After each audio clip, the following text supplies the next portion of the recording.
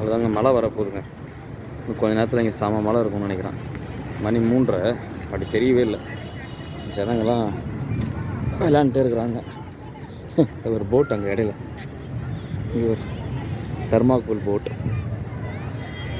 வரமாட்டேன்னு சொல்லியிருப்பான் போல், உட்கார வச்சு இழுத்துட்டு வராங்க. பசங்க உள்ளே போனால் வெளியே வரவே மாட்டேங்குதுங்க. சரி, கிளம்ப வேண்டியதான்.